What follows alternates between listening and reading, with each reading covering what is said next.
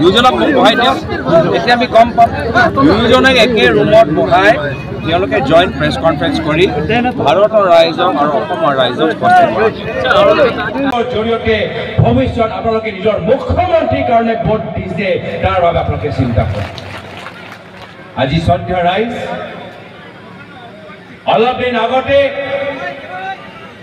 মই শিৱসাগৰত ঈদৰ দিনত নামাজ পঢ়িবলৈ গলো হিমন্ত বিশ্ব শৰ্মা ডাঙৰীয়া মোক নামাজ পঢ়াটো খুব বেয়া পাইছে বেয়া পাবই স্বাভাৱিক কথা তেওঁ নগাঁৱত গৈ নাচিব পাৰে মই আকৌ মানুহৰ লগত নামাজ পঢ়িব নোৱাৰো তেওঁ নগাঁৱত গৈ সংখ্যালঘু গাঁৱৰ ভিতৰত নাচিব পাৰে সেইটো লোৱা তেওঁলোকৰ আপত্তি নাই মই যে পবিত্ৰ ঈদৰ দিনত মানুহৰ লগত নামাজ পঢ়িছো সেয়া লৈ হিমন্ত বিশ্ব শৰ্মা ডাঙৰীয়া আপত্তি আছে আপত্তি থকাটো স্বাভাৱিক আপত্তি থকাটো স্বাভাৱিক কিন্তু মই দুঃখিত হলো যেতিয়া মৌলানা আজমল চাহাবে মোক ঈদৰ দিনত নামাজ পঢ়াৰ কাৰণে মোক সমালোচনা কৰিলে আৰু মানুহক ক'লে যে মোক ভোট দিব নালাগে চাওক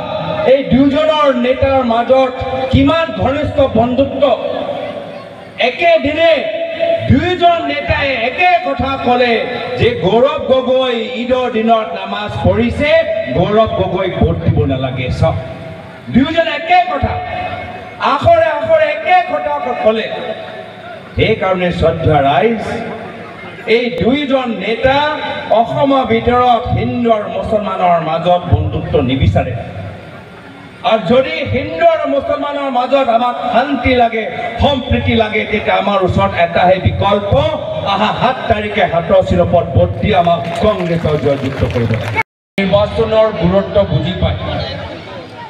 আপোনালোকে ভালদৰে এইখন নিৰ্বাচনৰ ভিতৰত নিজৰ ভূমিকা ভালদৰে বুজি পায় আজি এইখন নিৰ্বাচন এটা সাধাৰণ নিৰ্বাচন নহয় এইখন নিৰ্বাচন আমাৰ ভৱিষ্যত নিৰাপত্তাৰ বাবে আটাইতকৈ গুৰুত্বপূৰ্ণ এদিন আমি সফল হলো আৰু সুপ্ৰিম কোৰ্টৰ যোগেদি হাইকোৰ্টত যিটো পঞ্চায়তৰ ছেক্ৰেটাৰীৰ লিংকেজ চাৰ্টিফিকেট বাতিল কৰিছিল পুনৰ বহাল ৰখাৰ কাৰণে আমি অৰ্ডাৰ লৈ আনিলোঁ ৰাইজ সেই ধৰণেৰে এক কাম কৰি আপোনালোকৰ ওচৰলৈ আহিছোঁ এই উদ্দেশ্যৰ লোকসকলক বনৱাৰী ৰাজবল ডাঙৰীয়াক সুধিব বিচাৰিছোঁ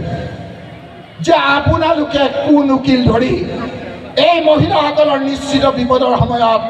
আপোনালোকে তাত খাৰা হৈছিল আপোনালোকে ৰাইজক কওক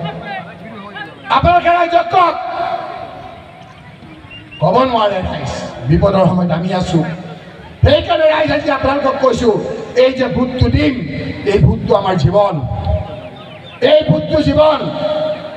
7 তাৰিখৰ পিছত আমি পস্তাই লাভ নহ'ব 8 তাৰিখে আমি ইয়ানপচি কৰিলে লাভ নহ'ব ৰাইজ ভোটটো দিওঁতে চিন্তা কৰি দিব আজি আপোনালোকে চাওক অসমৰ মুখ্যমন্ত্ৰী হিমন্ত বিশ্ব শৰ্মা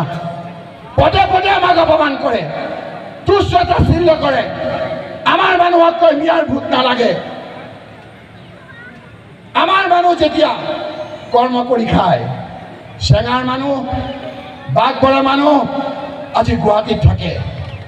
এই গুৱাহাটীত থকা আমাৰ মানুহসকলে কনষ্ট্ৰাকশ্যনৰ কাম ঘৰ বনোৱা কামত পাকৈত